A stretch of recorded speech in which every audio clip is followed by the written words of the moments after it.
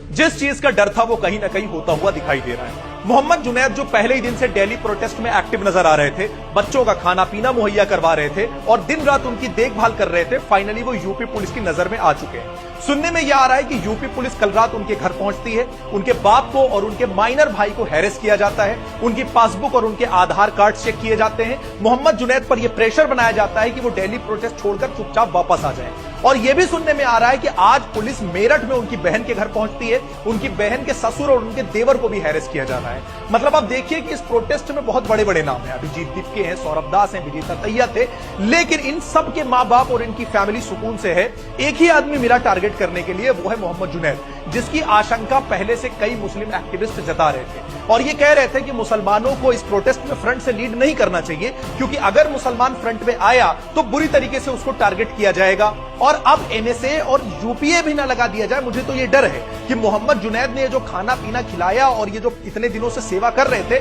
सवाल ये होगा कि इतना पैसा कहां से आया। हालांकि सोशल मीडिया पे पहले से राइट विंग ये प्रोपेगेंडा चला रहा था कि भाई इतना इतना खाना, इतना इतना पानी आ कहां से रहा है। तो अब तो मुझे ये डर है कि खाना खिलाने और पानी पिलाने के जुर्म में कहीं मोहम्मद जुनैद पर एनएसए और यूएपीए न लगा दिया जाए, और अगर कहीं ऐसा होता है तो कितने लोग इसमें फ्रंट से आकर उनके बचाव में खड़े होते हैं, ये भी देखने वाली बात है। और इस चीज की आधिकारिक पुष्टि अभी नहीं हुई है, इसलिए मैं चाहता हूं कि जो भी सीजेपी के मेन लोग हैं, चाहे अभिजीत दीपके या सौरभ दास हैं, वो अगर ऐसा नहीं हो रहा है तो उसका खंडन करें, और अगर ऐसा कुछ जुनैद के साथ हो रहा है, उनको टारगेट किया जा रहा है, तो फिर खुलकर इस पर बात करें और मोहम्मद जुनैद के साथ खड़े हों, क्योंकि आज मोहम्मद जुनैद को इसकी सख्त जरूरत है। और अगर आज मोहम्मद जुनैद के साथ कोई नहीं खड़ा हुआ तो कल कोई दूसरा मोहम्मद जुनैद किसी भी प्रोटेस्ट में यूं लंगर बांटता हुआ नजर नहीं आएगा।